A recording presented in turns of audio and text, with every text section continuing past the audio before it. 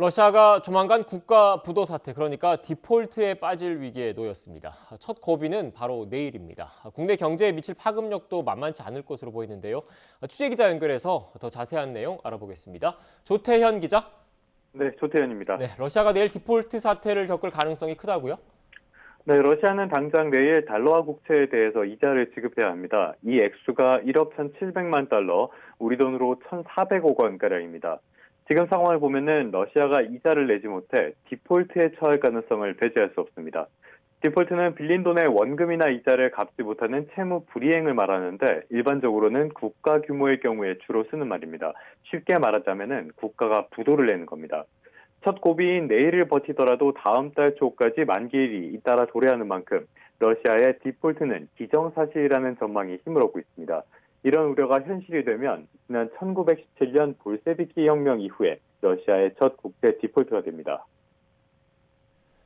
네, 조태현 기자, 이렇게 상황이 나빠진 배경은 뭘까요?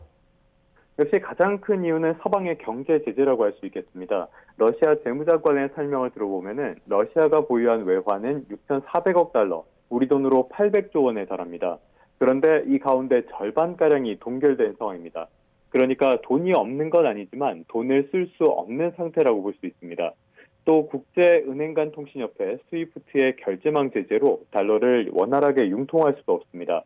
러시아는 제재를 받는 상황에서 이자를 갚지 않겠다는 뜻을 여러 차례 발표하고요. 설령 지급하더라도 자국 화폐인 루블화로 지급하겠다는 입장입니다.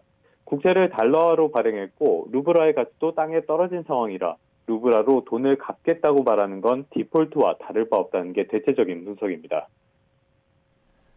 네, 러시아는 지난 1998년에는 모라토리엄을 선언했지 않습니까? 이번과 다른 점이 있습니까? 네, 말씀하신 것처럼 러시아가 1998년에 모라토리움을 선언한 적이 있습니다. 당시에 러시아는 소련 붕괴 직후였는데요.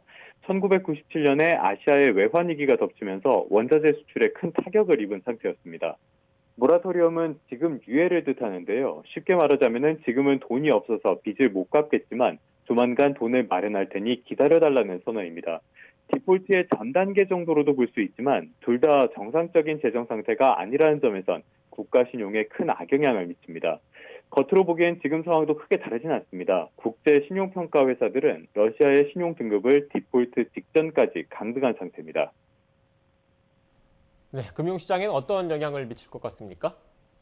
일단은 금융시장에는 어느 정도 영향을 미칠 수밖에 없을 것으로 보입니다. 지난 1998년에 러시아 모라토리엄 선언 때에는 전 세계 금융시장이 크게 타격을 받았습니다.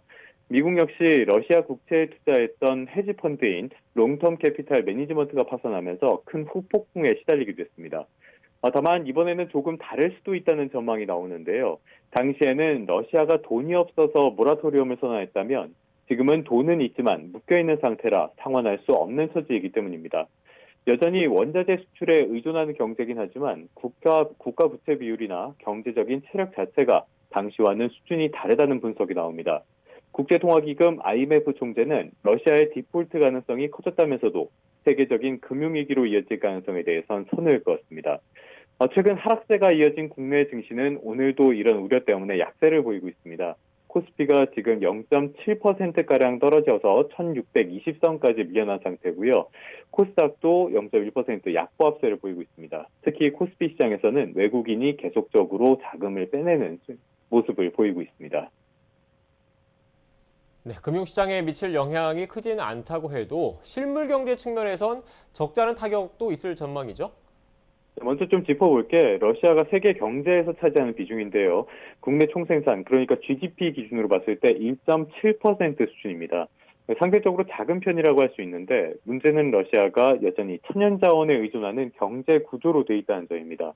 세계 3위의 산유국이고요. 우크라이나와 합치면 세계 밀수출의 30%가량을 차지합니다. 니켈과 알루미늄 같은 다른 원자재의 주요 공급 국가이기도 합니다. 지금 전 세계적인 골칫거리가 고물가 현상인데 러시아의 디폴트로 원자재 수급 불안 우려가 커지면 물가는 더 빠르게 치솟을 수밖에 없습니다. 특히 우리나라는 원유를 포함한 원자재 대부분을 수입에 의존하는 만큼 상당한 수준의 경제적 타격이 불가피하다는 우려가 나옵니다. 지금까지 경제부에서 YTN 조태현입니다.